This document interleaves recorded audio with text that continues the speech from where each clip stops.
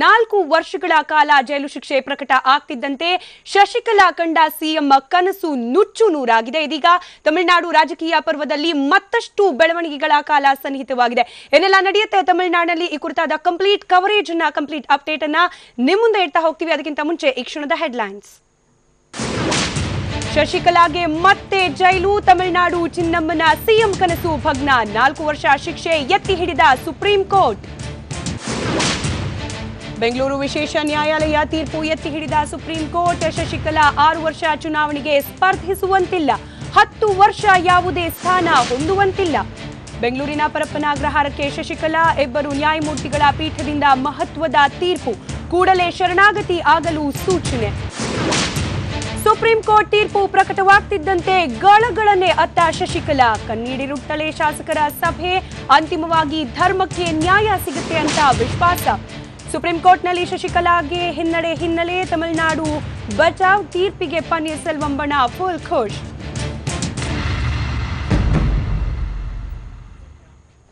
ಆದಾಯ ಮೀರಿ ಆಸ್ತಿ ಗಳಿಕೆ ಕೇಸ್, ಶಶಿಕಲಾಗೆ ಜೈಲು, ಬೆಂಗಳೂರು ವಿಶೇಷ ಕೋರ್ಟ್ ಆದೇಶ ಎತ್ತಿ ಹಿಡಿದ ಸುಪ್ರೀಂ ಕೋರ್ಟ್.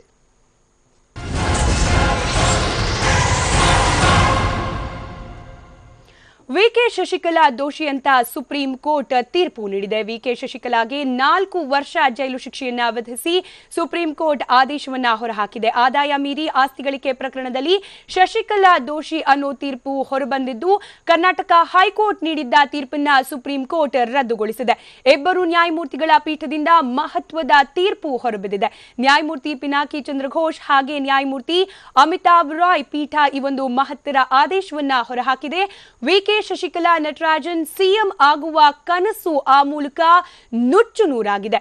ಬೆಂಗಳೂರಿನ ವಿಶೇಷ ಕೋರ್ಟ್ ತೀರ್ಪೇನು ನೀಡಿತ್ತು ಅದನ್ನ ಸುಪ್ರೀಂ ಕೋರ್ಟ್ ಎತ್ತಿ ಹಿಡಿದಿದೆ. ಹಾಗಾಗಿ ಪರಪ್ಪನ ಅಗ್ರಹಾರ ಜೈಲನ್ನ ಮತ್ತೊಮ್ಮೆ ಶಶಿಕಲಾ ನಟರಾಜನ್ ಸೇರೋದು ಅನಿವಾರ್ಯವಾಗಿದೆ.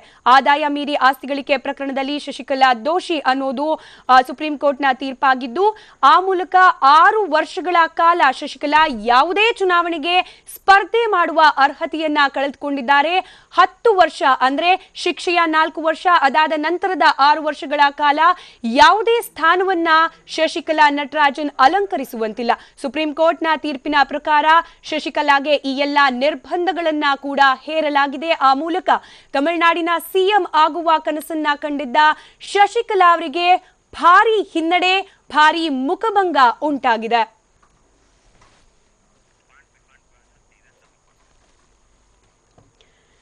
ಕಳೆದ 1 ವಾರದಿಂದಲೂ ಕೂಡ ಮಹತ್ತರವಾದ ಬೆಳವಣಿಗೆಗಳಿಗೆ ತಮಿಳುನಾಡಿನ ರಾಜಕೀಯ ಸಾಕ್ಷಿಯಾಗಿತ್ತು. ಚಿನ್ನಮ್ಮ ಇನ್ನೇನು ಸಿಎಂ ಆಗೇ ಬಿಡ್ತಾರೆ, ಸಿಎಂ ಪಟ್ಟವನ್ನ ಅಲಂಕರಿಸಿಯೇ ಬಿಡ್ತಾರೆ ಅನ್ನುವ ರೀತಿಯ ವದಂತಿಗಳು ಕೂಡ ಹರಿದಾಡ್ತಾ ಇತ್ತು. ಎಲ್ಲದರ ನಡುವೆ ರಾಜ್ಯಪಾಲರು ಅನುಸರಿಸಿದ ವಿಳಂಬ ನೀತಿ ಬಗ್ಗೆ ಕೂಡ ಶಶಿಕಲಾ ನಟರಾಜನ್ ಸಾಕಷ್ಟು ವಿರೋಧವನ್ನ ವ್ಯಕ್ತಪಡಿಸಿದ್ರು. ಆದರೆ ಎಲ್ಲಾ ಲೆಕ್ಕಾಚಾರ ಕೂಡ ಶಶಿಕಲಾ ಅವರದು ಸುಪ್ರೀಂ ಕೋರ್ಟ್ನ ತೀರ್ಪಿನಿಂದಾಗಿ ತಲೆ ಕೆಳಗಾಗಿದೆ.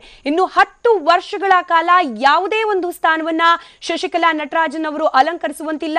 6 ವರ್ಷಗಳ ಕಾಲ ಯಾವುದೇ ಒಂದು ಚುನಾವಣೆಯಲ್ಲೂ ಕೂಡ ಅವರು ಕಂಟೆಸ್ಟ್ ಮಾಡುವಂತಿಲ್ಲ. ಅದೆಲ್ಲಕ್ಕಿಂತ ಪ್ರಮುಖವಾಗಿ 4 ವರ್ಷಗಳ ಕಾಲ ಜೈಲು ಪಾಲಾಗಲಿದ್ದಾರೆ. ತಮಿಳುನಾಡಿನ ಸಿಎಂ ಪಟ್ಟದ ಕನಸನ್ನ ಕಂಡಿದ್ದ ಶಶಿಕಲಾ ನಟರಾಜನ್. ಸುಪ್ರೀಂ ಕೋರ್ಟ್ನ 2 ನ್ಯಾಯಮೂರ್ತಿಗಳು ಮಹತ್ವದ ತೀರ್ಪನ್ನ ಹೊರಹಾಕಿರೋದು. ಆದಾಯಕ್ಕೆ ಮೀರಿದ ಆಸ್ತಿ ಗಳಿಕೆ ಪ್ರಕರಣದಲ್ಲಿ ಶಶಿಕಲಾ ನಟರಾಜನ್ ದೋಷಿ ಅನ್ನೋ ಒಂದು ತೀರ್ಪನ್ನ ಹೊರಹಾಕಿ 4 ವರ್ಷಗಳ ಕಾಲ ಜೈಲು ಶಿಕ್ಷೆ ಜೊತೆಗೆ 10 ಕೋಟಿಯ ದಂಡವನ್ನ ಕೂಡ ವಿಧಿಸಿರೋದು. ಆ ಮೂಲಕ ಇನ್ನು 10 ವರ್ಷಗಳ ಕಾಲ ಶಶಿಕಲಾ ನಟರಾಜನ್ ತಮಿಳುನಾಡಿನ ಆಕ್ಟಿವ್ ಪಾಲಿಟಿಕ್ಸ್ ಇಂದ ದೂರ ಸರಿಯೋದು ಅನಿವಾರ್ಯವಾಗಿರುತ್ತೆ.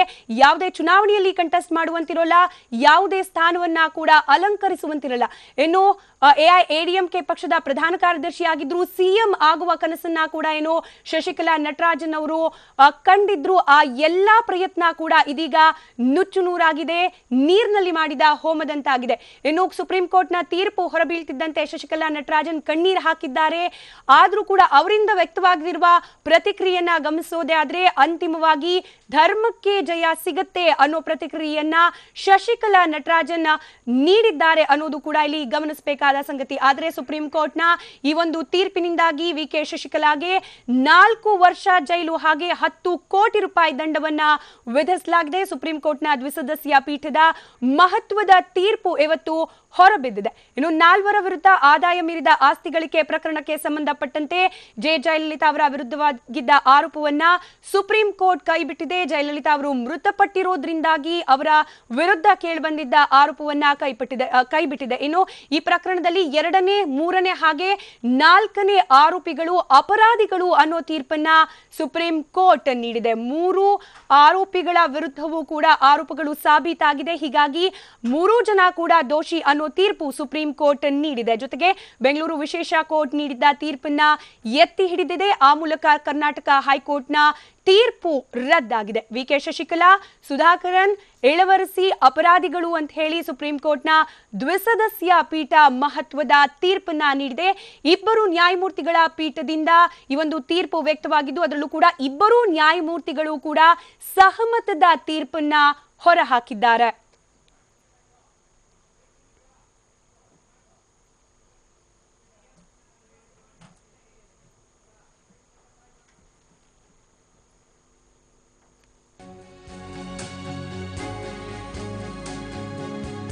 ವಿಕೆ ಶಶಿಕಲಾ ಸಿಎಂ ಆಗುವ ಕನಸನ್ನ ಕಂಡಿದ್ರು. ಆದ್ರೆ ಆ ಕನಸಂತೂ ನುಚ್ಚು ನೂರಾಗಿದೆ. ಹಾಗಾದ್ರೆ ಮುಂದಿನ ಬೆಳವಣಿಗೆಗಳು ಏನು ಅನ್ನೋ ಪ್ರಶ್ನೆ ಎದುರಾದಾಗ ವಿಕೆ ಶಶಿಕಲಾ ಕುಟುಂಬದವರೇ ಸಿಎಂ ಆಗ್ಬೇಕು ಅನ್ನೋ ಪಟ್ಟು ಒಂದು ವಲಯದಿಂದ ಕೇಳಿ ಬರ್ತಿದೆ ಅನ್ನೋ ಮಾಹಿತಿ. ವಿಕೆ ಶಶಿಕಲಾ ಪತಿ ನಟರಾಜನ್ ಅಥವಾ ಅಣ್ಣ ದಿನಕರನ್ ಇಬ್ಬರಲ್ಲಿ ಒಬ್ರು ಸಿಎಂ ಆಗ್ಬೇಕು ಅಂತ ಹೇಳಿ ಶಶಿಕಲಾ ಬೆಂಬಲಿಗರು ಪಟ್ಟು ಹಿಡಿದಿದ್ದಾರೆ ಅನ್ನೋ ಮಾಹಿತಿ ಲಭ್ಯವಾಗ್ತಾ ಇದೆ.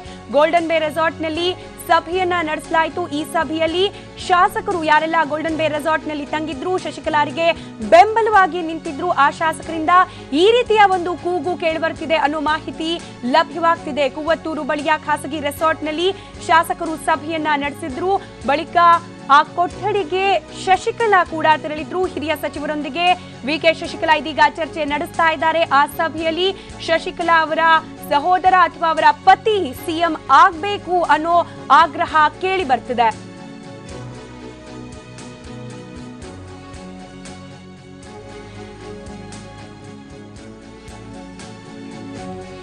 ಇನ್ನು ಶಶಿಕಲಾ ಬದಲಿಗೆ ಬೇರೊಬ್ಬ ನಾಯಕನ ಆಯ್ಕೆಗೆ ಕೂಡ ಸಿದ್ಧತೆ ನಡೀತಾ ಇದೆ. 2 ಮುಂಚೂಣಿ ನಾಯಕರ ಆಯ್ಕೆ ಏನೋ ಈಗ ಸದ್ಯಕ್ಕೆ ಹೆಸರು ಕೇಳಿ ಬರ್ತಾ ಇರೋದು. ಶಶಿಕಲಾ ಅವರೇ ಆಯ್ಕೆ ಮಾಡಿದ್ದಾರೆ ಅನ್ನೋ ಮಾಹಿತಿ ಕೂಡ ತಮಿಳುನಾಡಿನ ಪಿಡಬ್ಲ್ಯೂಡಿ ಸಚಿವ ಎಡಪ್ಪಾಡಿ ಪಳನಿಸ್ವಾಮಿ, ಇವರು ಸೇಲಂ ಕ್ಷೇತ್ರದ ಶಾಸಕರು ಎಡಪ್ಪಾಡಿ ಪಳನಿಸ್ವಾಮಿ ಅವರ ಹೆಸರು ಕೇಳಿ ಬರ್ತಿದೆ. ಜೊತೆಗೆ ಜಯಲಲಿತಾ ಅವರ ಆಪ್ತ ಬಣದಲ್ಲಿ ಗುರುತಿಸಿಕೊಂಡಿದ್ದವರು ಪಳನಿಸ್ವಾಮಿ. ಇವರ ಜೊತೆಗೆ ತಮಿಳುನಾಡಿನ ಕೈಗಾರಿಕೆ ಹಾಗೆ ಸಾರಿಗೆ ಖಾತೆ ಸಚಿವ ತಂಗಮಣಿ ಕೂಡ ಅವರ ಹೆಸರು ಕೂಡ ಕೇಳಿ ಬರ್ತಿದೆ. ನಾಮಕ್ಕಲ್ ಜಿಲ್ಲೆಯ ನಾಯಕರಾಗಿರುವ ಸಚಿವ ತಂಗಮಣಿ ಇವರು ಕೂಡ ಜಯಲಲಿತಾ ಆಪ್ತ ಬಣದಲ್ಲಿ ಗುರುತಿಸಿಕೊಂಡಿದ್ರು. 2 ತಮ್ಮ ಬದಲು ನಾಯಕರು ಅಂತ ಹೇಳಿ ಶಶಿಕಲಾ ಆಯ್ಕೆ ಮಾಡಿದ್ದಾರೆ ಅನ್ನೋ ಮಾಹಿತಿ ಕೂಡ ಸದ್ಯಕ್ಕೆ ಲಭ್ಯವಾಗ್ತಿದೆ. ಒಂದ್ ಕಡೆ ಶಶಿಕಲಾ ಕುಟುಂಬದವರೇ ಯಾರಾದ್ರೂ ಸಿಎಂ ಅಭ್ಯರ್ಥಿ ಆಗ್ಬೇಕು ಅನ್ನೋ ಕೂಗು ಶಾಸಕರ ಸಭೆಯಲ್ಲಿ ಯಾರೆಲ್ಲ ಗೋಲ್ಡನ್ ಬೇ ರೆಸಾರ್ಟ್ ನಲ್ಲಿ ತಂಗಿದ್ದಾರೆ ಆ ಶಾಸಕರು ಆಗ್ರಹಿಸುತ್ತಿದ್ದಾರೆ ಅನ್ನೋ ಮಾಹಿತಿ ಲಭ್ಯವಾಗ್ತಿದ್ರೆ, ಮತ್ತೊಂದು ಕಡೆಯಲ್ಲಿ ಪರ್ಯಾಯ ನಾಯಕರ ಆಯ್ಕೆಯನ್ನ ಕೂಡ ಖುದ್ದು ಶಶಿಕಲಾ ಅವರು ಮಾಡಿದ್ದಾರೆ ಅನ್ನೋ ಮಾಹಿತಿ ಸದ್ಯಕ್ಕೆ ಲಭ್ಯವಾಗ್ತಾ ಇದೆ. ಅದರಲ್ಲಿ ಪ್ರಮುಖವಾಗಿ 2 ಹೆಸರು ಮುಂಚೂಣಿಯಲ್ಲಿ ಕೇಳಿ ಬರ್ತಾ ಇರೋದು. ತಮಿಳುನಾಡಿನ ಪಿಡಬ್ಲ್ಯೂಡಿ ಸಚಿವ ಎಡಪ್ಪಾಡಿ ಪಳನಿಸ್ವಾಮಿ ಒಬ್ಬರಾದ್ರೆ, ಇನ್ನೊಂದು ಹೆಸರು ಕೂಡ ಕೇಳಿ ಬರ್ತಿರೋದು ತಮಿಳುನಾಡಿನ ಕೈಗಾರಿಕೆ ಹಾಗೆ ಸಾರಿಗೆ ಖಾತೆ ಸಚಿವ ತಂಗಮಣಿ ಅವರ ಹೆಸರುಗಳು ಕೇಳಿ ಬರ್ತಾ ಇದೆ.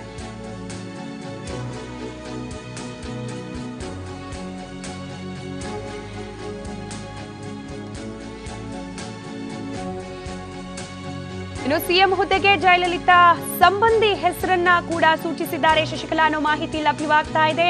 ಈ ಬಗ್ಗೆ ತಮಿಳುನಾಡಿನ ಉನ್ನತ ಮೂಲಗಳಿಂದ ಮಾಹಿತಿ ಲಭ್ಯವಾಗ್ತಾ ಇದೆ. ಗೋಲ್ಡನ್ ಬೇ ರೆಸಾರ್ಟ್ಗೆ ಜಯಲಲಿತಾ ಸಂಬಂಧಿ ಕೂಡ ಬಂದಿದ್ದಾರೆ ಎನ್ನುವುದು. ಜಯಲಲಿತಾ ಸಹೋದರ ಜಯಕುಮಾರ್ ಮಗ ದೀಪಕ್ಗೆ ಉನ್ನತ ಹುದ್ದೆಯನ್ನ ನೀಡಬೇಕು ಅಂತ ಹೇಳಿ ವಿಕೆ ಶಶಿಕಲಾ ಚಿಂತನೆಯನ್ನ ನಡೆಸಿದ್ದಾರೆ ಅಂತ ಹೇಳ್ತಿರೋದು. ಒಟ್ಟಾರೆ ತಮಿಳುನಾಡಿನಲ್ಲಿ ರಾಜಕೀಯ ಚಟುವಟಿಕೆಗಳು ಸಾಕಷ್ಟು ಬಿರುಸಿನಿಂದ ನಡೀತಾ ಇದೆ. ಸಾಕಷ್ಟು ಹೆಸರುಗಳು, ಪರ್ಯಾಯ ನಾಯಕರ ಹೆಸರುಗಳು ಕೂಡ ಕೇಳಿ ಬರ್ತಾ ಇದೆ.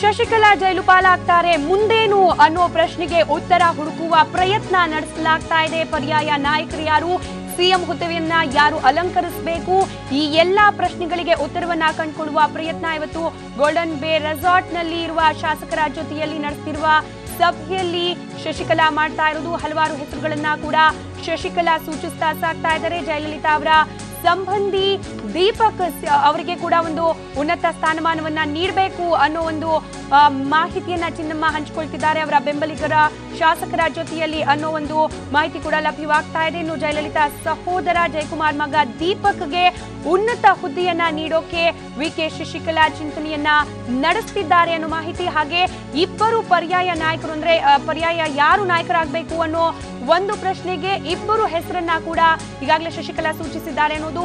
ಒಟ್ಟಾರೆ ಕಡಿಮೆ ಸಮಯ ಇದೆ. ಶಶಿಕಲಾ ಅವರು ಯಾವುದೇ ಕ್ಷಣದಲ್ಲಿ ಪೊಲೀಸರಿಗೆ ಶರಣಾಗಬೇಕಾದ ಅನಿವಾರ್ಯತೆ ಇರೋದ್ರಿಂದ ಇರುವ ಕಡಿಮೆ ಸಮಯದಲ್ಲಿ ಆಗ್ಬೇಕಾದ ಎಲ್ಲಾ ಬದಲಾವಣೆಗಳನ್ನ ಹಾಗೆ ಯಾರಿಗೆಲ್ಲ ಯಾವೆಲ್ಲ ಅಧಿಕಾರನ್ನ ವಹಿಸಬೇಕು ಅನ್ನೋ ನಿಟ್ಟಿನ ಚರ್ಚೆ ನಡೆಸಲಾಗ್ತಾ ಇದೆ. ಈಗಾಗಲೇ ಗೋಲ್ಡನ್ ಬೇ ರೆಸಾರ್ಟ್ಗೆ ಜಯಲಲಿತಾ ಅವರ ಸಹೋದರ ಜಯಕುಮಾರ್ ಮಗ ದೀಪಕ್ ಕೂಡ ಆಗಮಿಸಿದ್ದಾರೆ ಅನ್ನೋದು. ದೀಪಕ್ಗೆ ಉನ್ನತ ಹುದ್ದೆಯನ್ನ ನೀಡಲಿಕ್ಕೆ ವಿಕೆ ಶಶಿಕಲಾ ಚಿಂತನೆಯನ್ನ ನಡೆಸಿದ್ದಾರೆ ಅನ್ನೋ ಅಪ್ಡೇಟ್ ಕೂಡ ಸದ್ಯಕ್ಕೆ ಲಭ್ಯ ಆಗ್ತಾ ಇದೆ. ಹಾಗಾದ್ರೆ ಸಿಎಂ ಹುದ್ದೆಗೆ ಜಯ ಸಂಬಂಧಿ ದೀಪಕ್ ಅವರ ಹೆಸರನ್ನ ಸೂಚಿಸಲಾಗುತ್ತಾ ಅನ್ನೋ ಪ್ರಶ್ನೆ ಕೂಡ ಉದ್ಭವ ಆಗಿರೋದು. ಎಲ್ಲೊಂದ್ ಕಡೆ ಶಾಸಕರ ಅಭಿಪ್ರಾಯವನ್ನ ನೋಡೋದಾದ್ರೆ ಶಶಿಕಲಾ ಅವರ ಸಂಬಂಧಿಗರೇ ಯಾರಾದ್ರೂ ಒಬ್ರು ಸಿಎಂ ಆಗ್ಬೇಕು ಅನ್ನೋ ಆಗ್ರಹವನ್ನ ವ್ಯಕ್ತಪಡಿಸ್ತಾ ಇದ್ರೆ, ಇತ್ತ ಶಶಿಕಲಾ ದೀಪಕ್ ಅವರ ಹೆಸರನ್ನ ಸೂಚಿಸುತ್ತಿದ್ದಾರೆ ಅನ್ನೋ ಮಾಹಿತಿ ಕೂಡ ಸದ್ಯಕ್ಕೆ ಲಭ್ಯ ಆಗ್ತಾ ಇದೆ. ಆದ್ರೆ ಕಡಿಮೆ ಸಮಯದಲ್ಲಿ ಯಾವ ರೀತಿಯ ನಿರ್ಧಾರವನ್ನ ಕೈಗೊಳ್ತಾರೆ ಅನ್ನೋದು, ಅಂತಿಮವಾಗಿ ಯಾರ ಹೆಸರು ಕೇಳಿ ಬರುತ್ತೆ ಸಿಎಂ ಸ್ಥಾನಕ್ಕೆ ಅನ್ನೋದನ್ನ ಕೂಡ ಕಾದ್ ನೋಡ್ಬೇಕಾಗಿದೆ. ಒಂದ್ ಕಡೆ ಶಶಿಕಲಾ ಅವರಿಗೆ ಜೈಲು ಶಿಕ್ಷೆ ಅನ್ನೋದು ಘೋಷಣೆ ಆದ ನಂತರ ಪನ್ನೀರ್ ಸೆಲ್ವಂ ಅವರು ಸಿಎಂ ಆಗ್ತಾರಾ ಅನ್ನೋ ಪ್ರಶ್ನೆ ಕೂಡ ಉದ್ಭವ ಆಗಿತ್ತು. ಆದ್ರೆ ಶಾಸಕರ ಬೆಂಬಲ ದೊರೆಯುತ್ತಾ ಈಗಾಗಲೇ ಸಿಎಂ ಸ್ಥಾನಕ್ಕೆ ಅವರು ರಾಜೀನಾಮೆ ನೀಡಿರೋದ್ರಿಂದ ಮತ್ತೊಮ್ಮೆ ಸಿಎಂ ಆಗ್ಲಿಕ್ಕೆ ಅವರಿಗೆ ಅವಕಾಶ ಸಿಗುತ್ತಾ, ಆ ರೀತಿಯ ಕಾನೂನು ಅವಕಾಶ ಇದೆಯಾ ಅನ್ನೋ ಪ್ರಶ್ನೆ ಕೂಡ ಈಗ ಹರಿದಾಡ್ತಾ ಇರೋದು. ಇದರ ಜೊತೆಗೆ ತಮಗೆ ಪರ್ಯಾಯವಾಗಿ ಯಾರು ನಿಲ್ಲಬೇಕು ಅನ್ನೋ ಒಂದು ಎಲ್ಲಾ ರೀತಿಯ ಚರ್ಚೆಯನ್ನ ಕೂಡ ಶಶಿಕಲಾ ನಡೆಸ್ತಾ ಇದ್ದಾರೆ. ಸದ್ಯಕ್ಕೆ ಕೇಳ್ಬರ್ತಿರುವ ಹೆಸರು ಜಯಲಲಿತಾ ಅವರ ಸಂಬಂಧಿ ದೀಪಕ್ ಅವರ ಹೆಸರು ಕೇಳಿ ಬರ್ತಾ ಇದೆ. ಹಾಗಾದ್ರೆ ದೀಪಕ್ ಅವರನ್ನ ಸಿಎಂ ಮಾಡಬೇಕು ಅನ್ನೋ ನಿರ್ಧಾರಕ್ಕೆ ಬರಲಾಗುತ್ತಾ, ಸಭೆಯಲ್ಲಿ ಯಾವ ರೀತಿಯ ಅಂತಿಮ ನಿರ್ಧಾರವನ್ನ ಕೈಗೊಳ್ಳಲಾಗುತ್ತೆ ಅನ್ನೋದನ್ನ ಕೂಡ ನಾವು ಕಾದ್ ನೋಡ್ಬೇಕಾಗುತ್ತೆ.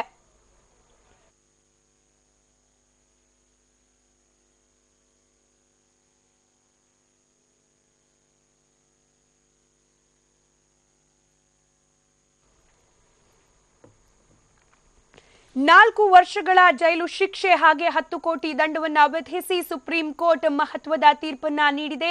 ಆ ಮೂಲಕ ಶಶಿಕಲಾ ನಟರಾಜನ್ ತಾವು ಕಂಡಿದ್ದ ಸಿಎಂ ಕುರ್ಚಿಯ ಕನಸನ್ನ ಕೈಬಿಟ್ಟಿದ್ದಾರೆ. ಹಾಗಾದ್ರೆ ಯಾರು ಪರ್ಯಾಯ ನಾಯಕರು, ಯಾರನ್ನ ಸಿಎಂ ಅಭ್ಯರ್ಥಿಯಾಗಿ ಮುಂದೆ ನಿಲ್ಲಿಸಬೇಕು ಅನ್ನೋ ನಿಟ್ಟಿನ ಚರ್ಚೆ ಕೂಡ ಇದೀಗ ಬಹಳ ಬಿರುಸಿನಿಂದ ನಡೀತಾ ಇದೆ. ಗೋಲ್ಡನ್ ಬೇ ರೆಸಾರ್ಟ್ ನಲ್ಲಿ ತಮ್ಮ ಬೆಂಬಲಕ್ಕೆ ನಿಂತ ಶಾಸಕರ ಜೊತೆಯಲ್ಲಿ ಶಶಿಕಲಾ ನಟರಾಜನ್ ಚರ್ಚೆಯನ್ನ ನಡೆಸ್ತಾ ಇದ್ದಾರೆ. ಈ ಚರ್ಚೆಯ ವೇಳೆ ಹಲವರ ಹೆಸರು ಕೂಡ ಪ್ರಸ್ತಾಪ ಆಗ್ತಾ ಸಾಕ್ತಾ ಇದೆ.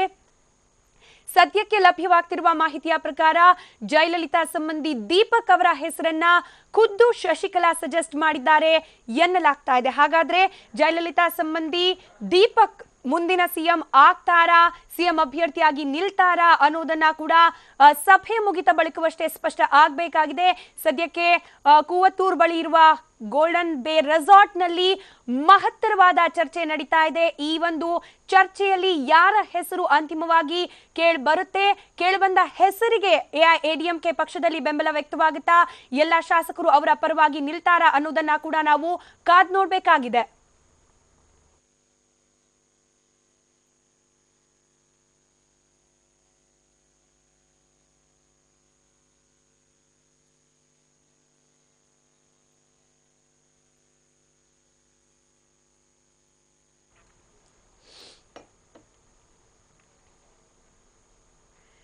ಮತ್ತೊಂದು ಕಡೆಯಲ್ಲಿ ಸಂಭ್ರಮದ ದೃಶ್ಯವನ್ನ ಕೂಡ ಗಮನಿಸಬಹುದಾಗಿದೆ. ತಮಿಳುನಾಡಿನಲ್ಲಿ ಶಶಿಕಲಾ ವಿರೋಧಿ ಬಣ ಏನಿತ್ತು ಅಲ್ಲಿ ಸಂಭ್ರಮ ಮನೆ ಮಾಡಿದೆ. ಶಶಿಕಲಾ ಅವರಿಗೆ ಜೈಲು ಶಿಕ್ಷೆ ಪ್ರಕಟವಾದ ಬಳಿಕ ಇದು ಚೆನ್ನೈನಲ್ಲಿ ಶಶಿಕಲಾ ಅವರ ತೀರ್ಪು ಏನೋ ಅವರ ವಿರುದ್ಧವಾಗಿ ಬಂತು. ಆ ನಂತರದಲ್ಲಿ ನಡೀತಾ ಇರುವ ಸೆಲೆಬ್ರೇಷನ್ ನ ವಿಜುವಲ್ಸ್ಗಳು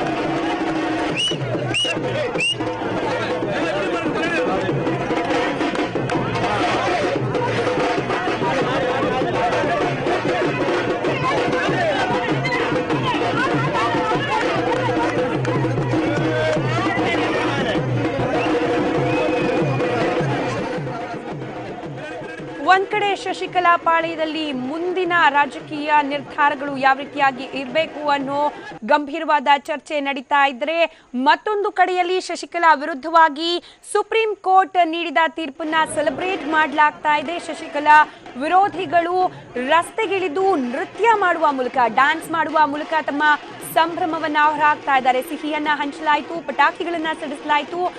ಇನ್ನು ಶಶಿಕಲಾ ಅವರ ವಿರುದ್ಧವಾಗಿ ಬಂದ ತೀರ್ಪನ್ನ ಇದೀಗ ಸೆಲೆಬ್ರೇಟ್ ಮಾಡಲಾಗ್ತಾ ಇದೆ.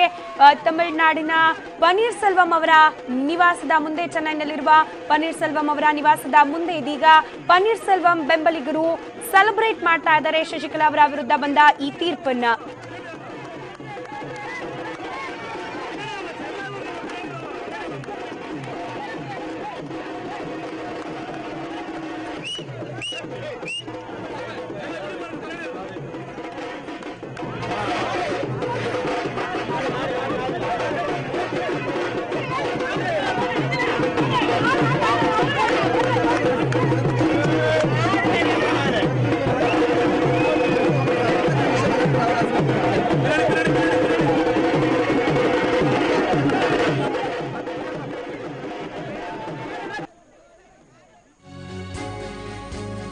ಆದಾಯ ಮೀರಿ ಆಸ್ತಿ ಗಳಿಕೆ ಪ್ರಕರಣದಲ್ಲಿ ಶಶಿಕಲಾಗೆ ಜೈಲು ಶಿಕ್ಷೆಯಾಗಿದೆ. ಬೆಂಗಳೂರಿನ ವಿಶೇಷ ಕೋರ್ಟ್ ಎದುರು ಜಯಲಲಿತಾ ಶಶಿಕಲಾ ಅವರು ಶರಣಾಗಲೇಬೇಕಾದ ಅನಿವಾರ್ಯತೆ ಇದೀಗ ಎದುರಾಗಿರೋದು. ವಿಶೇಷ ನ್ಯಾಯಾಲಯದ ಜಡ್ಜ್ ಎದುರು ಶಶಿಕಲಾ ಶರಣಾಗಬೇಕಾಗಿದೆ. ಆದರೆ ಸದ್ಯಕ್ಕೆ ವಿಶೇಷ ಕೋರ್ಟ್ ಜಡ್ಜ್ ಸ್ಥಾನ ಖಾಲಿ ಇದೆ. ಹಿಂದೆ ವಿಶೇಷ ಕೋರ್ಟ್ನ ಜಡ್ಜ್ ಆಗಿದ್ದ ಮೈಕಲ್ ಖುನಾ ಅವರು ಸ್ಥಾನ ಇದೀಗ ಖಾಲಿ ಇದೆ. ಪ್ರಸ್ತುತ ಹೈಕೋರ್ಟ್ ಜಡ್ಜ್ ಆಗಿದ್ದಾರೆ ನ್ಯಾಯಮೂರ್ತಿ ಮೈಕಲ್ ಖುನಾ ಅವರು. ಮೊದಲು ವಿಶೇಷ ಕೋರ್ಟ್ಗೆ ಜಡ್ಜ್ ನೇಮಕ ಆಗಬೇಕು ಅಥವಾ ಉಸ್ತುವಾರಿಯನ್ನಾದ್ರೂ ನೇಮಕ ಮಾಡಲೇಬೇಕಾಗುತ್ತೆ. ಜಡ್ಜ್ ಅಥವಾ ಉಸ್ತುವಾರಿ ನೇಮಕ ಮಾಡುವ ಇನ್ನು ನಿರ್ಧಾರ ಇದೀಗ ಹೈಕೋರ್ಟ್ ಈ ಒಂದು ನಿರ್ಧಾರ ಮಾಡಿದ ನಂತರವಷ್ಟೇ ಜಡ್ಜ್ ಎದುರಿಗೆ ವಿ ಕೆ ಶಶಿಕಲಾ ಅವರು ಶರಣಾಗಬೇಕಾಗುತ್ತೆ. ಶರಣಾಗದೇ ಇದ್ರೆ ವಿ ಕೆ ಶಶಿಕಲಾ ವಿರುದ್ಧ ಬಂಧನದ ವಾರೆಂಟ್ ಕೂಡ ಜಾರಿಯಾಗುತ್ತೆ. ಬಂಧನದ ವಾರೆಂಟ್ ಅನ್ನ ವಿಶೇಷ ಕೋರ್ಟ್ ಹೊರಡಿಸುತ್ತೆ. ಜಡ್ಜ್ ನೇಮಕವಾಗದೇ ಇದ್ರೆ ಉಸ್ತುವಾರಿಯಿಂದ ಕೂಡ ಒಂದು ವಾರೆಂಟ್ ಅನ್ನ ಜಾರಿಗೊಳಿಸುವ ಅಧಿಕಾರ ಇರುತ್ತೆ. ನಂತರ ಪರಪ್ಪನ ಅಗ್ರಹಾರ ಜೈಲನ್ನ ಮೂವರು ಕೂಡ ಅಂದ್ರೆ ವಿ ಕೆ ಶಶಿಕಲಾ, ಸುಧಾಕರನ್ ಹಾಗೆ ಇಳವರಸಿ ಸೇರಲಿದ್ದಾರೆ.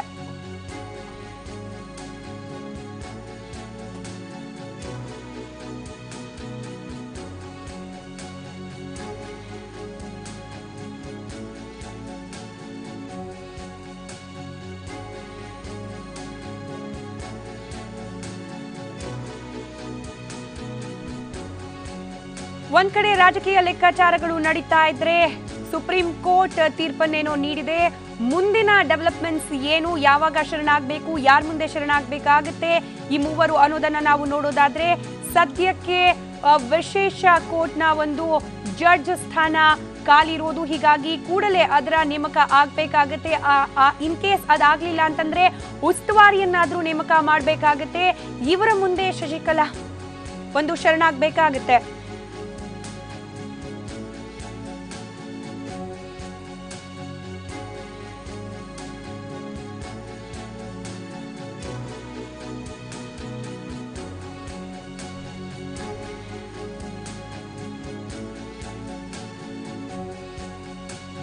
ವಿಶೇಷ ಕೋರ್ಟ್ನ ಜಡ್ಜ್ ಆಗಿದ್ದ ಮೈಕಲ್ ಖುನಾ ಅವರು ಇದೀಗ ಹೈಕೋರ್ಟ್ ಜಡ್ಜ್ ಆಗಿ ಕರ್ತವ್ಯವನ್ನ ನಿರ್ವಹಿಸುತ್ತಿದ್ದಾರೆ. ಹೀಗಾಗಿ ಮೊದಲು ವಿಶೇಷ ಕೋರ್ಟ್ಗೆ ಜಡ್ಜ್ ನೇಮಕ ಮಾಡಬೇಕಾಗುತ್ತೆ ಅಥವಾ ಉಸ್ತುವಾರಿ ನೇಮಕವನ್ನಾದ್ರೂ ಮಾಡಬೇಕಾಗುತ್ತೆ. ನಂತರವಷ್ಟೇ ಜಡ್ಜ್ ಎದುರು ವಿ ಕೆ ಶಶಿಕಲಾ ಅವರು ಶರಣಾಗಬೇಕು. ಶರಣಾಗದೆ ಹೋದ್ರೆ ಏನು ಅನ್ನೋ ಪ್ರಶ್ನೆಗೆ ಉತ್ತರ, ವಿ ಕೆ ಶಶಿಕಲಾ ಅವರ ವಿರುದ್ಧ ಬಂಧನದ ವಾರೆಂಟ್ ಜಾರಿ ಆಗುತ್ತೆ. ವಿಶೇಷ ಕೋರ್ಟ್ ಈ ಒಂದು ಬಂಧನದ ವಾರೆಂಟ್ ಅನ್ನ ಜಾರಿಗೊಳಿಸ್ತಾರೆ. ಆದ್ರೆ ಜಡ್ಜ್ ನೇಮಕ ಆಗದೆ ಇದ್ರೆ ಉಸ್ತುವಾರಿ ಅವರಿಂದಲೂ ಕೂಡ ವಾರೆಂಟ್ ಜಾರಿಗೊಳಿಸುವ ಅಧಿಕಾರ ಅವರಿಗೆ ಇರುತ್ತೆ. ಇನ್ನು ಒಮ್ಮೆ ಅವರು ಶರಣಾದ ನಂತರ ಅವರನ್ನ ಪರಪ್ಪನ ಅಗ್ರಹಾರ ಜೈಲಿಗೆ ಕಳುಹಿಸಲಾಗುತ್ತೆ. ಶಶಿಕಲಾ ಅವರ ಜೊತೆಯಲ್ಲಿ ಸುಧಾಕರನ್ ಹಾಗೆ ಇಳವರಸಿ ಕೂಡ ಶರಣಾಗಬೇಕು ಜಡ್ಜ್ನ ಮುಂದೆ ಶರಣಾದ ಬಳಿಕ ಅವರನ್ನ ಪರಪ್ಪನ ಅಗ್ರಹಾರ ಜೈಲ್ಗೆ ಕಳುಹಿಸಲಾಗುತ್ತೆ. ಪರಪ್ಪನ ಅಗ್ರಹಾರ ಜೈಲಿನಲ್ಲಿ 4 ವರ್ಷಗಳ ಕಾಲವನ್ನ ಕಳಿಬೇಕಾಗುತ್ತೆ ಈ ಮೂವರು ಅಪರಾಧಿಗಳು ಕೂಡ. ಆದ್ರೆ ಸದ್ಯಕ್ಕೆ ವಿಶೇಷ ಕೋರ್ಟ್ ಜಡ್ಜ್ ಸ್ಥಾನ ಖಾಲಿ ಇದೆ. ಹಾಗಾಗಿ ಕೂಡಲೇ ಆ ಒಂದು ಸ್ಥಾನವನ್ನ ತುಂಬಬೇಕಾಗತ್ತೆ. ಇಲ್ಲ ಅಂತಂದ್ರೆ ಉಸ್ತುವಾರಿಯನ್ನಾದ್ರೂ ನೇಮಕ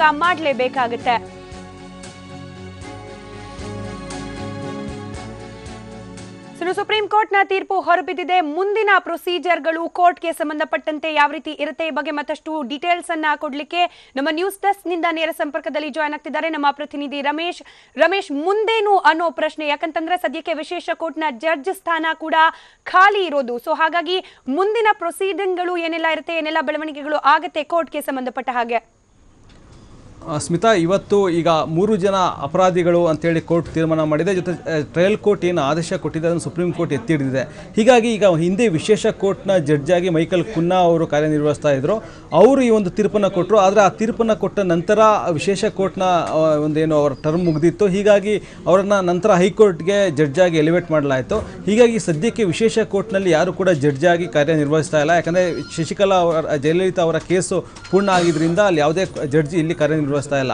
ಹೀಗಾಗಿ ಈಗ ಮೊದಲು ಸುಪ್ರೀಂ ಕೋರ್ಟ್ ಏನು ಆದೇಶ ನೀಡಿದೆ, ತೀರ್ಪನ್ನು ಕೊಟ್ಟಿದೆ, ಆ ತೀರ್ಪಿನ ಪ್ರತಿ ರಿಜಿಸ್ಟ್ರಾರ್ ಜನರಿಗೆ ರವಾನೆ ಆಗುತ್ತೆ. ಅಂದರೆ ಇವತ್ತು ಸಂಜೆ ಒಳಗಾಗಿ ಇವತ್ತು ಬೆಂಗಳೂರಿನ ಸಿಟಿ ಸಿವಿಲ್ ಕೋರ್ಟ್ ಅಥವಾ ಹೈಕೋರ್ಟ್ ರಿಜಿಸ್ಟ್ರಾರ್ ಜನರಲ್ಗೆ ಈ ಒಂದು ಕಾಪಿ ರವಾನೆ ಆಗುತ್ತೆ. ಈ ರೀತಿ ಸ್ಪೆಷಲ್ ಕೋರ್ಟ್ಗೆ ಅವರು ಸರೆಂಡರ್ ಆಗಬೇಕು, ಶಶಿಕಲಾ ಮತ್ತು ಇತರರು ಎಲ್ಲರೂ ಕೂಡ ಸರೆಂಡರ್ ಆಗಬೇಕು ಅಂತೇಳಿ ಇರುವಂಥ ಆರ್ಡರ್ ಕಾಪಿ ಇವತ್ತು ರವಾನೆ ಆಗುತ್ತೆ. ಅದಾದ ನಂತರ ಸ್ಪೆಷಲ್ ಕೋರ್ಟ್ಗೆ ಜಡ್ಜನ್ನು ನೇಮಕ ಮಾಡುವಂಥ ಪ್ರಕ್ರಿಯೆ ನಡೆಯುತ್ತೆ. ಇರುವಂಥ ಜಡ್ಜ್ಗಳು ಅಂದರೆ ಬೇರೆ ಬೇರೆ ಜಡ್ಜ್ಗಳು ಏನು ಇರ್ತಾರೆ, ಸೆಷನ್ಸ್ ಜಡ್ಜು, ಅದರಲ್ಲೇ ಒಬ್ಬರನ್ನ ಉಸ್ತುವಾರಿಯನ್ನಾಗಿ ನೇಮಕ ಮಾಡುವಂಥ ಸಾಧ್ಯತೆ ಹೆಚ್ಚಾಗಿರುತ್ತೆ. ಯಾಕಂದರೆ ಈ ಕೇಸಲ್ಲಿ ಇನ್ನೇನು ಟ್ರಯಲ್ ಬಾಕಿ ಉಳಿದಿಲ್ಲ, ಕೇವಲ ಅವರನ್ನು ಜೈಲಿಗೆ ಕಳಿಸುವಂಥ ಪ್ರಕ್ರಿಯೆ ಅಷ್ಟೇ ಬಾಕಿ ಉಳಿದಿರುವಂಥದ್ದು. ಹೀಗಾಗಿ ಆ ಉಸ್ತುವಾರಿ ಜಡ್ಜ್ ನೇಮಕ ಆದ ನಂತರ ಆ ಜಡ್ಜ್ ಮುಂದೆ ಶಶಿಕಲಾ ಮತ್ತು ಇಳವರಸಿ ಮತ್ತು ಸುಧಾಕರ್ 3 ಜನ ಕೂಡ ಕೋರ್ಟ್ ಮುಂದೆ ಹಾಜರಾಗಬೇಕಾಗತ್ತೆ. 4th ವಿತ್ ಹಾಜರಾಗಬೇಕು ಅಂತ ಹೇಳಿರೋದ್ರಿಂದ ಈ ಪ್ರೊಸೀಡಿಂಗ್ಸ್ ಆಗಿದ ತಕ್ಷಣ, ಯಾಕಂದರೆ ಇವಾಗ ಇಮಿಡಿಯೇಟ್ ಆಗಿ ಹಾಜರಾಗಬೇಕು ಅಂತ ಅಂದ್ಕೊಂಡು ಕೂಡ ಯಾರು ಮುಂದೆ ಹಾಜರಾಗಬೇಕು ಅನ್ನೋಂಥ ಕನ್ಫ್ಯೂಷನ್ ಇದೆ. ಹೀಗಾಗಿ ನಾಳೆ ಅಥವಾ ನಾಡಿದ್ರವರೆಗೂ ಇದು ಕಾಲಾವಕಾಶ ಬೇಕಾಗ್ಬೋದು. ಸ್ಪೆಷಲ್ ಕೋರ್ಟ್ ಅನೌನ್ಸ್ ಆಗಿದ ತಕ್ಷಣ ಅಲ್ಲೊಬ್ಬರು ಜಡ್ಜನ್ನು ಹಾಕಿದ ತಕ್ಷಣ ಅವರು ಸೂಕ್ತ ಕಾಲಾವಕಾಶ ನೀಡಿ ಅವ್ರಿಗೆ ಒಂದು ವಾರೆಂಟನ್ನು ಇಶ್ಯೂ ಮಾಡ್ತಾರೆ. ಒಂದು ವೇಳೆ ಶಶಿಕಲಾ ಮತ್ತು ಇತರ ಆರೋಪಿಗಳು ಸರೆಂಡರ್ ಆಗುವಂಥ ಇಚ್ಛೆಯನ್ನು ಇಮಿಡಿಯೇಟಾಗಿ ವ್ಯಕ್ತಪಡಿಸಿದ್ರೆ ಓಕೆ, ಇಲ್ಲ ಅಂದರೆ ಅವ್ರಿಗೆ ವಾರೆಂಟನ್ನು ಇಶ್ಯೂ ಮಾಡಲಾಗುತ್ತೆ. ಆಗ ಬಂಧನ ವಾರೆಂಟ್ನಿಂದ ಪೊಲೀಸ್ ಹೋಗಿ ಅವ್ರನ್ನ ಅರೆಸ್ಟ್ ಮಾಡಿಕೊಂಡು ಕರ್ಕೊಂಡ್ಬಂದು ಜಡ್ಜಿ ಮುಂದೆ ಪ್ರೊಡ್ಯೂಸ್ ಮಾಡಬೇಕಾಗತ್ತೆ. ಆನಂತರ ಅವರನ್ನು ಪರಪ್ಪನಗರದ ಜೈಲಿಗೆ ಕಳಿಸುವಂಥ ಪ್ರಕ್ರಿಯೆ ನಡೆಯುತ್ತೆ. ಇದಿಷ್ಟು ಪ್ರಕ್ರಿಯೆಗಳು ಈಗ ಬಾಕಿ ಇರುವಂಥದ್ದು. ಇದೆಲ್ಲವೂ ಕೂಡ ಈಗ ಮೊದಲು ಸ್ಪೆಷಲ್ ಜಡ್ಜನ್ನು ನೇಮಕ ಆಗಬೇಕು ಅಥವಾ ಉಸ್ತುವಾರಿ ಜಡ್ಜ್ ಆಗಿ ನೇಮಕ ಆಗಬೇಕು. ಅದಾದ ನಂತರ ಉಳಿದ ಪ್ರಕ್ರಿಯೆಗಳು ಆರಂಭ ಆಗುತ್ತೆ. ಸ್ಮಿತಾ, ಹಿಡಿಬಹುದು ಇವೆಲ್ಲ ಆಗ್ಲಿಕ್ಕೆ ಅಂತ ಹೇಳಿ, ಯಾಕಂತಂದ್ರೆ ಇಲ್ಲಿ ಎಷ್ಟು ಸಮಯಾವಕಾಶ ಸಿಗುತ್ತೋ ಅಷ್ಟು ಶಶಿಕಲಾ ಅವರಿಗೆ ಅಲ್ಲಿ ಆಗ್ಬೇಕಾದ ರಾಜಕೀಯ ಬದಲಾವಣೆಗಳಿಗೆ ಅವಕಾಶ ಸಿಗುತ್ತೆ ಅಂತ ಹೇಳಿ. ಸೊ ಯಾವಾಗ ಆಗಬಹುದು ಈ ನೇಮಕ, ಹಾಗೆ ಅವರ ಶರಣಾಗತಿ ಸಮಯ ಯಾವಾಗ ನಿಗದಿ ಆಗಬಹುದು ಅಂತ ಹೇಳಿ? ಸ್ಮಿತಾ, ಈಗಾಗಲೇ ಈ ಪ್ರಕ್ರಿಯೆಗೂ ಕೂಡ ಚಾಲನೆ ಸಿಕ್ಕಿದೆ ಅಂತಲೇ ಹೇಳಬೇಕಾಗತ್ತೆ. ಯಾಕೆಂದರೆ ಈಗಾಗಲೇ ಅಡಿಷನಲ್ ಅಡ್ವೊಕೇಟ್ ಜನರಲ್ ಅವರು ಅಡ್ವೊಕೇಟ್ ಜನರಲ್ ಹತ್ರ ಈ ವಿಚಾರದ ಬಗ್ಗೆ ಮಾತಾಡ್ತಾ ಇದ್ದಾರೆ. ಈಗ ಸದ್ಯದಲ್ಲಿ ಈ ಕಮ್ಯುನಿಕೇಷನ್ ಅಂದರೆ ಸುಪ್ರೀಂ ಕೋರ್ಟ್ನಿಂದ ಏನು ಕಮ್ಯುನಿಕೇಷನ್ ಬರಬೇಕಾಗಿದೆ, ಯಾಕೆಂದರೆ ಸುಪ್ರೀಂ ಕೋರ್ಟ್ ಇವತ್ತು ತೀರ್ಪು ನೀಡಿದ್ರು ಕೂಡ ಅದು ಕೋರ್ಟ್ನಲ್ಲಿ ಇದ್ದಂಥ ಅಂದರೆ ಮಾಧ್ಯಮದ ಮೂಲಕ ಮಾಹಿತಿ ಎಲ್ರಿಗೂ ಸಿಕ್ಕಿದೆ. ಆದರೆ ಅಗತ್ಯವಿರುವಂಥ ಸರ್ಟಿಫೈಡ್ ಕಾಪಿ ಅಥವಾ ಅಲ್ಲಿನ ದೃಢೀಕೃತ ಪ್ರತಿ ಕೋರ್ಟ್ಗೆ ಲಭ್ಯ ಆಗಬೇಕಾಗತ್ತೆ. ಅಂದರೆ ಸ್ಪೆಷಲ್ ಕೋರ್ಟ್ ಕಾನ್ಸ್ಟಿಟ್ಯೂಟ್ ಆಗುವಂಥ ಅವಶ್ಯಕತೆ ಬಗ್ಗೆ ಕೋರ್ಟ್ನಿಂದ ಸುಪ್ರೀಂ ಕೋರ್ಟ್ನಿಂದಲೇ ಮಾಹಿತಿ ರವಾನೆ ಆಗಬೇಕಾಗತ್ತೆ. ಹೀಗಾಗಿ ಈ ಪ್ರಕ್ರಿಯೆ ಪೂರ್ಣ ಆಗೋದಕ್ಕೆ ಇವತ್ತು ಸಂಜೆ ಒಳಗೂ ಅಥವಾ ನಾಳೆವರೆಗೂ ಕಾಲಾವಕಾಶ ಹಿಡಿಬೋದು. ಅದಾದ ನಂತರ ಸ್ಪೆಷಲ್ ಕೋರ್ಟ್ನ ಕಾನ್ಸ್ಟಿಟ್ಯೂಟ್ ಮಾಡೋದಕ್ಕೆ ಅರ್ಧ ಗಂಟೆ ಸಮಯ ಸಾಕು. ಹೀಗಾಗಿ CJ ಜೊತೆ ಮಾತಾಡಿ, ಅಂದರೆ ಕರ್ನಾಟಕದ ಚೀಫ್ ಜಸ್ಟಿಸ್ ಜೊತೆ ಮಾತಾಡಿ ರಿಜಿಸ್ಟ್ರಾರ್ ಜನರಲ್ ಅವರು ಒಬ್ಬರು ಜಡ್ಜನ್ನು ಅಲ್ಲಿಗೆ ಉಸ್ತುವಾರಿಯನ್ನಾಗಿ ನೇಮಕ ಮಾಡ್ತಾರೆ. ಹೀಗಾಗಿ ಈ ಎಲ್ಲ ಪ್ರಕ್ರಿಯೆ ಮುಗಿಯೋದಕ್ಕೆ ನಾಳೆ ಅಥವಾ ನಾಡಿದ್ದು ಹಿಡಿಬೋದು. ಆ ನಂತರ ಅಂದರೆ ಈಗ ಅಕಸ್ಮಾತ್ ಬೇಗ ಪ್ರಕ್ರಿಯೆ ನಡೆದ್ರೆ ಇವತ್ತೇನೆ ಅದು ಆದರೂ ಆಗ್ಬೋದು. ಆದರೆ ಈಗ ಪ್ರಕ್ರಿಯೆಗಳು ಸ್ವಲ್ಪ ವಿಳಂಬ ಆಗುವಂಥ ಸಾಧ್ಯತೆ ಇರೋದ್ರಿಂದ ನಾಳೆ ಅಥವಾ ನಾಡಿದ್ರ ಒಳಗಾಗಿ ಈ ಒಂದು ಪ್ರಕ್ರಿಯೆ ಪೂರ್ಣ ಆಗ್ಬೋದು. ಆ ನಂತರ ಶಶಿಕಲಾ ಮತ್ತು ಇತರರು ತಾವು ಸರೆಂಡರ್ ಆಗುವಂಥ ಒಂದು ಇಂಗಿತವನ್ನು ಅಲ್ಲಿ ಸ್ಪೆಷಲ್ ಕೋರ್ಟ್ ಮುಂದೆ ತಮ್ಮ ವಕೀಲ ಮೂಲಕ ವ್ಯಕ್ತಪಡಿಸಬೇಕಾಗತ್ತೆ.